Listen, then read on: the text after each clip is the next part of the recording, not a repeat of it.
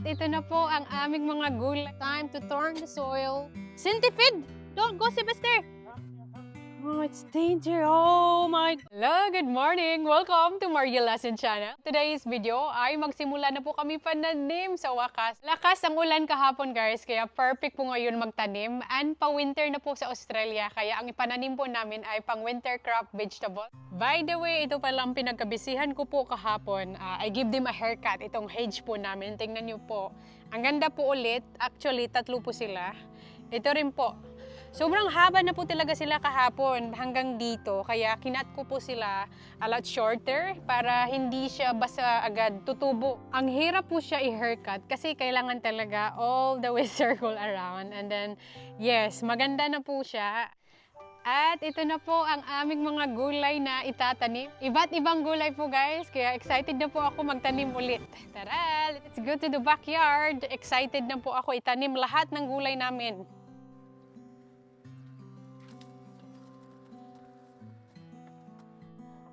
And here's the Chucky. Good morning, Chucky. Yes, I am going to plant. Look, I'm going to plant broccoli. At the moment, still a baby. Hindi nyo pa ito pwede kainin. Once it's grow, we can share some big leafy vegetable. And marami pa dito.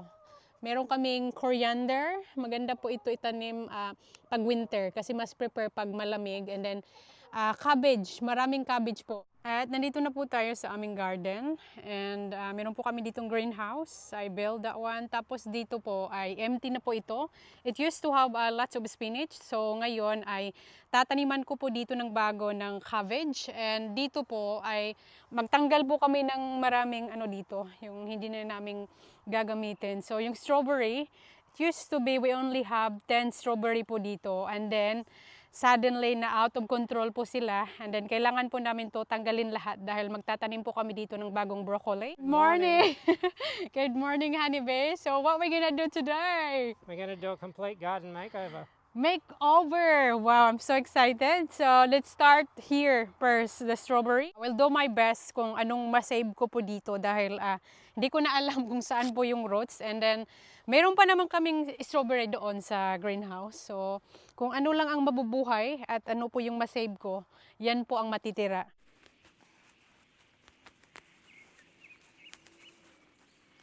Ito yung hindi maganda sa garden po namin. Ito po yung pesty po sa aming garden na kinakain nila yung mga vegetables. So normally if we found this one, kinakrush po talaga namin to. Sorry.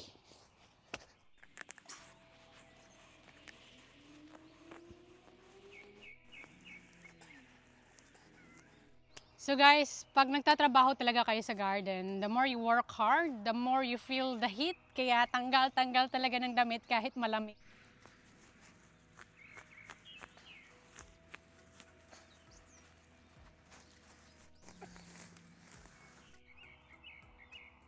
Look at that. Wala nakatira sa si strawberry. Ang daming spider. The first garden bed, natanggal na yung strawberry. And this is the second one. So kailangan lang namin to baliktarin yung lupa para yung roots po talaga ay matanggal. And we probably add more soil over here that day, you reckon?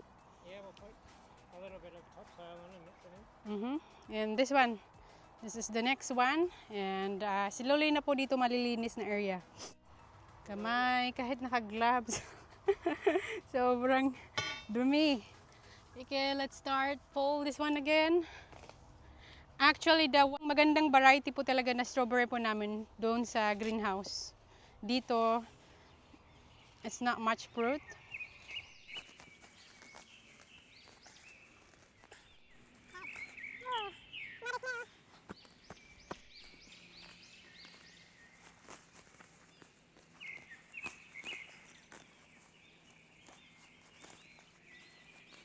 Oh, spider! Daming spider. Just don't crawl on my body. And I don't care if you're in there. Lalagay po namin ito sa compost.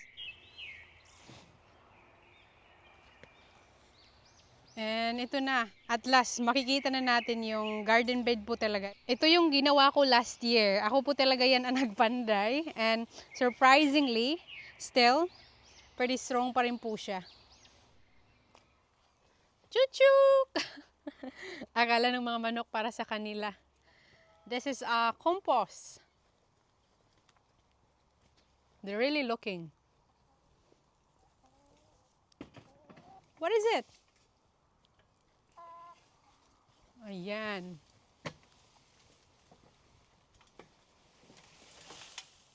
Next na tatanggalin po namin ay ito po. Itong dwarf capsicum. Dahil masarap naman po siya. I find very small lang po talaga siya. Mas prepare ko po ito na size kumpara yung very dwarf capsicum po talaga. Ito po. Ito po yung mas prepare ko yung size na ito. So, pwede kami magtanim ito next year. I can collect the seeds. And yung na-harvest po naming broccoli, I believe tutubo po siya ulit. After po sa first harvest yung broccoli, huwag niyo pong tanggalin yung punuan dahil tutubo pa rin po siya ng bunga. So guys, bago po namin to tanggalin, i-harvest po muna namin lahat ng vegetable, of course, para walang masayang. So, kung gusto niyo po talaga very productive po na capsicum, itong dwarf capsicum, grabe po talaga siya. Super productive po siya. Kung makabunga, wagas. Kung sa Bisaya. Pero nga, bihira lang namin to hina-harvest. Yung kinakain talaga ni Dave is yung malalaki na dwarf capsicum. Wait a minute, look honey. What kind of caterpillar is this? Look. Yeah, it's a red one. It's a red Or one. orange. Orange. Yeah, that's unusual. I haven't seen that before. At kinakain niya. She's eating it. So, at the moment, merong tao guys. And ganito na karami yung na-harvest. Marami pa rin pong naiwan. Kaya, continue lang muna ako. May mga damage, I believe, inside of this one guys. Merong caterpillar. And sometimes, pag binubuksan ko talaga ito, I freak out. Yung hindi ko ine-expect na merong caterpillar po dyan.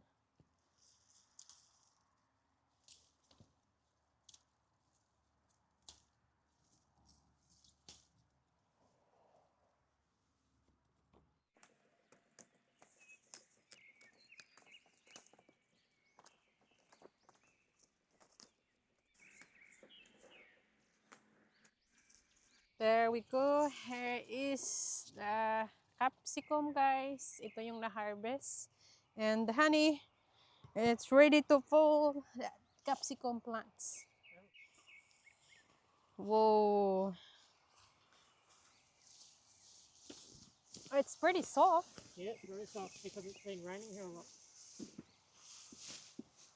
Very easy to pull.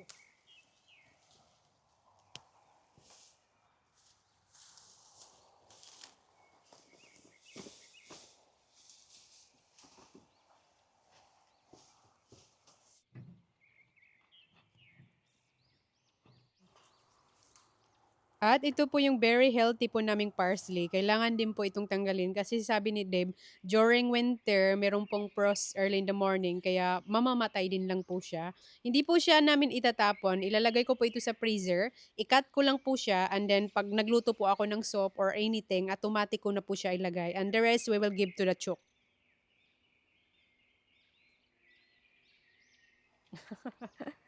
Sobrang laki ng parsley. Favorite din po nila yan eh. Supposed to be magandang ang parsley sa kanila. Lalo na kung meron silang parasite, ganun. So ito yung na-atake talaga. Wala na siyang buhok sa liig. But there is, maganda naman yung nila. Meron pa rin silang feather.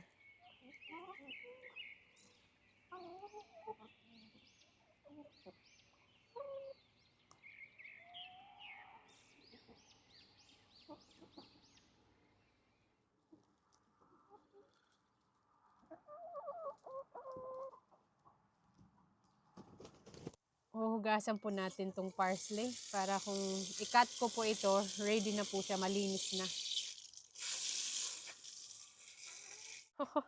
Grabe. Clouds for you, honey.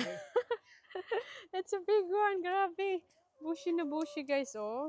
Ayaw ko siyang itapon kasi sobrang sayang. I-cut natin to and put that inside here, honey. Ilalagay na ni Dave sa compost. And ayan guys, kailangan lang namin dito linisan and ready na po for new planting. Nag-keep building up na itong compost po namin. Sobrang dami ng tinatapon ni Dave. Hi guys, I just come back from school and meet Timmy with his new sweater. Now we're gonna do planting. Yeah. Can we do my garden first? The garden first. Remove the leaf. Yeah. Now it's time to turn the soil. Chucky, oh, the chooks found a worm. That's a big worm, Sylvester. Look at that. Good job, Tammy. Whoa, she's running away. She's eating the worm. What is that, Tammy? Oh, wow. You must be full now. Maraming worm dito. Oh, look at that. What a lucky chooks. What sort of worm is this, honey? He's running away. I don't know. Like a witchy drum. There's the millipede. Look, is it lucky for the millipede? Yeah. Chooks doesn't like the millipede. Give to the rest, the other chooks, the worm. She have too many worm already. Maybe she have enough. My phone was that. There's centipede. Yeah. Oh my God! Don't go, Sylvester. No, chooks will eat that one. Chucky is helping now. They're helping digging, Sylvester. They love worm. But be careful. Don't use this one. My goodness, that's heavy. Use this one instead.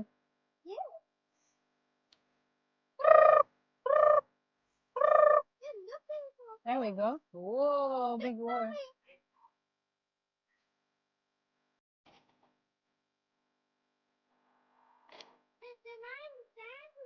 What? Yeah. What vegetable we gonna plant here, Sylvester? Broccoli. Yeah. So, honey, we're gonna plant her first. What we gonna put in here? Soil in the top or just direct plant? We can do either. Okay. Let's just plant direct. Bring the vegetable now. Where's all the vegetable? Yeah, purple cauliflower as well. Yes. You like to have your own garden. New garden is Sylvester.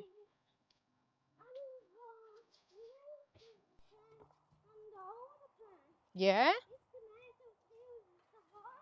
Yeah? Where is your new plant? Wow, tinanim mo ito. I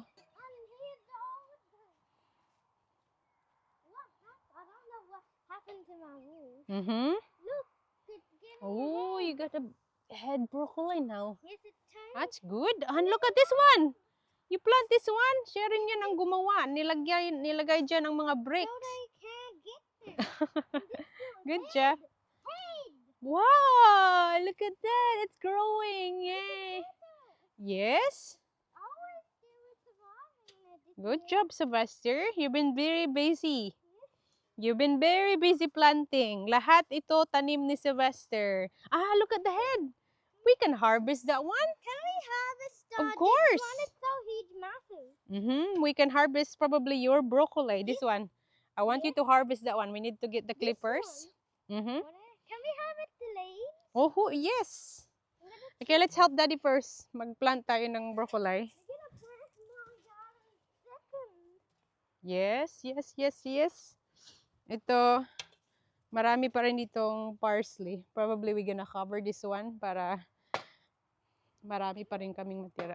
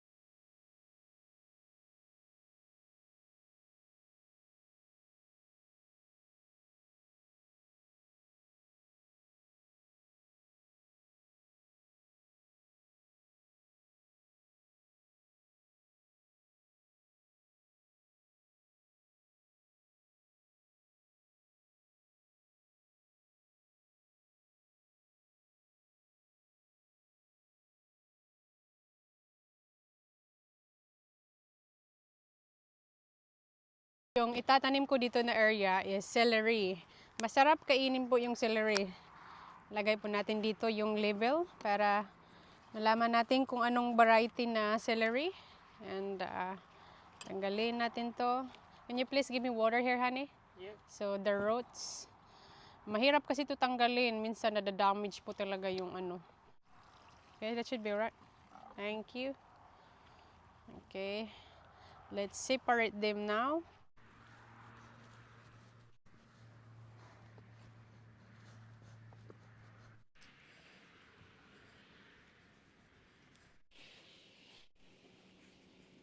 Right. So, 1, 2, 3, 4, 5, 6. 6 celery here. So, ito po yung itatanim po namin dito. It's a cauliflower. Kulay purple, di ba? It's amazing na may purple na kulay.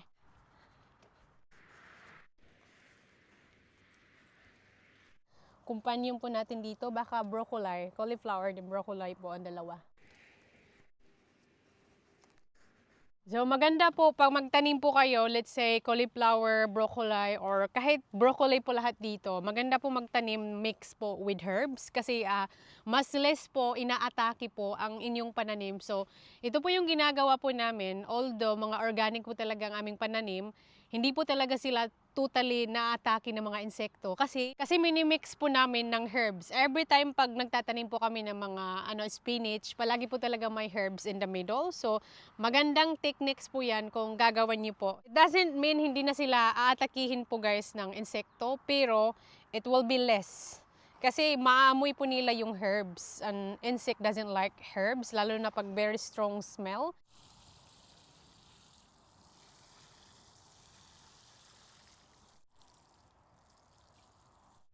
Ito ang ating celery and ang ating cauliflower and broccoli.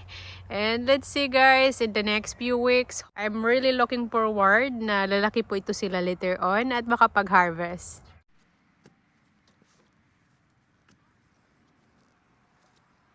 So ito po yung stackable garden bed namin. What do you call this one, honey? Just stackable container. So nag-save po kami some of strawberry with roots. And maganda po ito kasi let's say pag may frost or sobrang lamig, mamamatay plants, pwede nyo ito malagay sa inside straight away.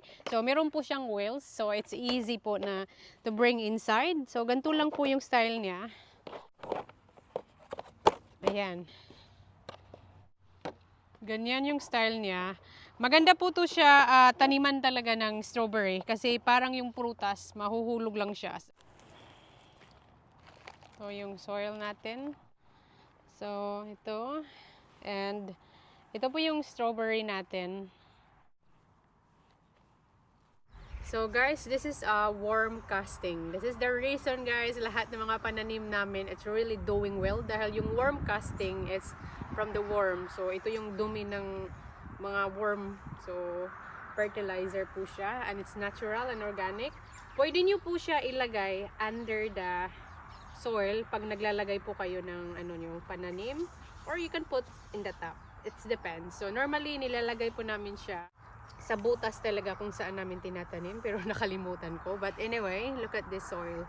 It's really healthy and malaking tulong po talaga ito sa amin since nag-start po kami sa pagtanim. How this one work? Oh my gosh. So it meant to be in this side. As I said, never pa po namin to nagamit and I realized dito pala siya ilalagay. Silly me. So dyan pala siya ilalagay para pag ilagay natin yung stackable, hindi maano yung plants. Ganun pala yun.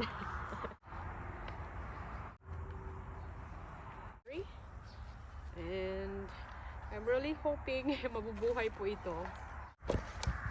Taran! Ganun pala. Hindi pala dapat in the middle. And mag-add po tayo ng more soil. So ang ginawa ko po, diniligan ko po ng tubig dito sa itaas. At ito po yung mangyayari.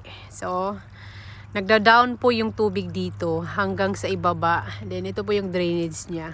Pag napupuno po ito, lumalabas lang din po yung tubig. So, 'di ba?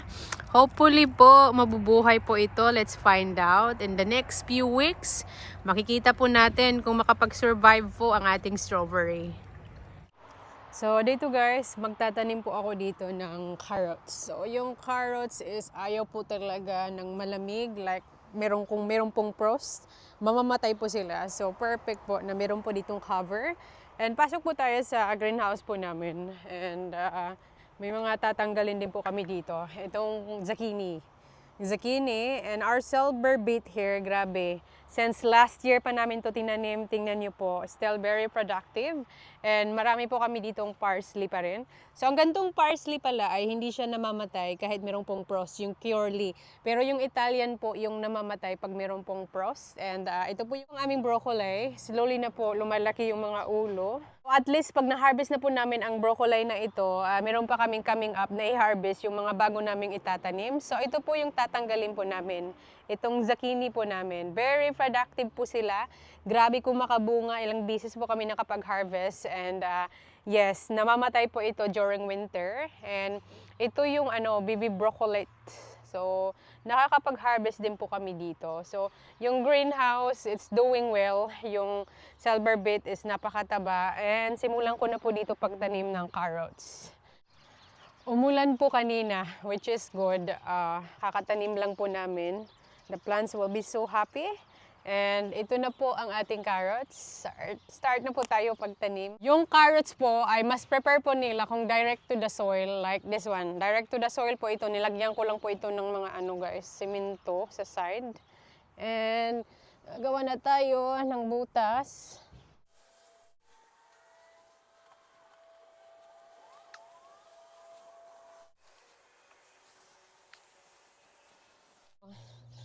Ito po talaga yung nilagay ko dito na net. Ganito po yung design niya. Very DIY lang po to guys na mga project. Ganito lang po siya. Pag malamig talaga, kasi ayaw ng carrots pag sobrang lamig. And ganito lang to, i-cover lang natin. And actually, pag hindi pa talaga ito sapat, kailangan namin lagyan ng plastic in the top, yung plastic na pang garden. So, ito yung perfect po talaga sa carrots. And there's no need now na lagyan natin ng cover kasi hindi naman super malamig na mamamatay ngayon ang carrots. So, ito po yung worm casting po natin. As I said, pwede nyo lang po ito i-add in the top ng inyong pananim. Kuha lang po kayo ng ganito karami and then lagay nyo lang po yan dito, surround. Kasi kusa lang yan bababa, yung worm casting, pag nagdidilig na po tayo ng tubig. And lahat po talaga, kailangan nyo lagyan ng worm casting. Ito po yung silver beet po namin. Kailangan na po namin ito tanggalin dahil marami naman kaming silver beet po doon sa greenhouse. Kaya tanggalin na ito. Bibigay sa manok. Sobrang excited na sila.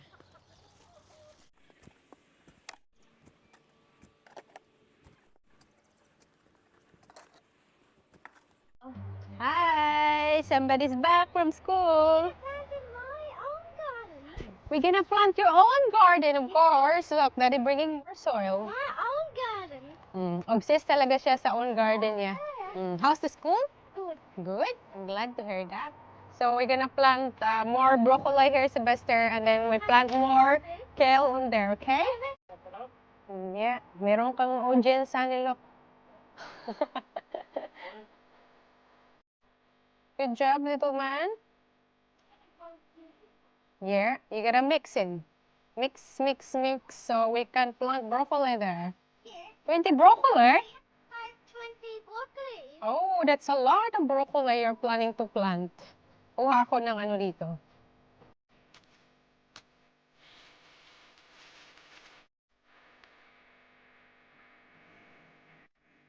So, ito yung broccoli natin. Tatanim po natin dito ay 4 lang. And then in the middle, maglalagay po ako ng herbs, coriander or spring onions. Spring onions as well as good companion sa gulay kung may tatanim po kayo para hindi po sila atakihin ng mga insekto. So, nagawa po tayo ng butas. Nag-add lang po kami dito ng BG soil. Mabibili nyo po yan sa Bunnings or hardware shop. There's the broccoli.